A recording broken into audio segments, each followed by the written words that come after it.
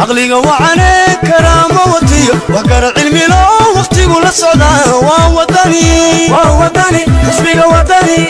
ووطني حسبي وطني dadweynaha ku dhaqan degmada Qulujeed oo ah magaalada ugu dadka badan leh degmooyinka hoos yimaada magaaladani Boorama ee xarunta gobolka Awdal ayaa waxa taageero ballaaran loogu muujiyay xisbiga mucaaradka wadani iyagoo dadka reer Qulujeed yar iyo weynba ay u darbidayaan inuu dalkan hal mar isbedel ka dhaco ku soo bandhigay faras magaalada Qulujeed oo socod dheer ay ku mareen socday xisbiga mucaaradka wadani oo isku jira heer gobol iyo heer degmo ayaa iyagu goobtaasi kala qayb galay dadka reer Qulujeed go'reyn waa kuwan dadka reer Qulujeed oo dareenkooda isbedel ku cabiraya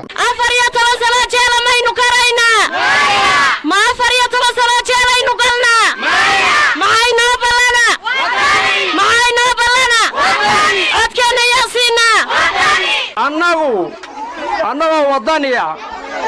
inaan kulmiye gallo horta xaraan ma innagu wadani u dhalanay haddaan kulmiye gallo barka warraba haddaba xisbiga wadani maanta wuxuu rajada u soo celinayaa waxa weeye daayartuna oo iniga rajadiina la soo celinayaa waxaan doonaynaa cadaalad inuu inanka Qulujeed jooga inanka Lawiyacada jooga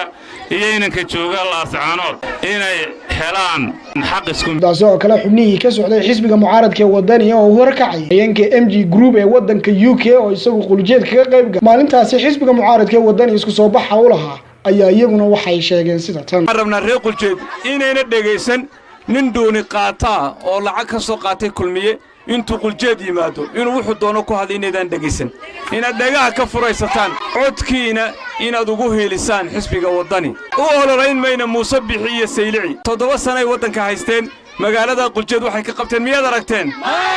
magaalada Qulujeed Soomaa oomana ma biyay leedahay waxaan rabnaa hadaba dad biyay noo sameeya dad aqoon leh oo ardayga Qulujeed ka baxa oo jaamacad Qulujeed dhexdeeda ku hela hadii Ilaahay yiraahdo isbedelkaas aynu dhalinaynaa codkeena waxaynu siinaa ku wadani Soomaaliin soo wadani codkeena ma siino isku soo wada duubo barnaamijyadan lagu taageerayo xisbiga mucaaradka wadani ayaa ahaa kuwa maalmihii ugu dambeeyay maalin kasta oo xisbigaasi isku soo bax ku yeeshay degmada Qulujeed si weyn dadku ay isku soo baxaan waa Wariye Axmed oo TV-ga caalamiga ee Home Cable magaalada Boorama.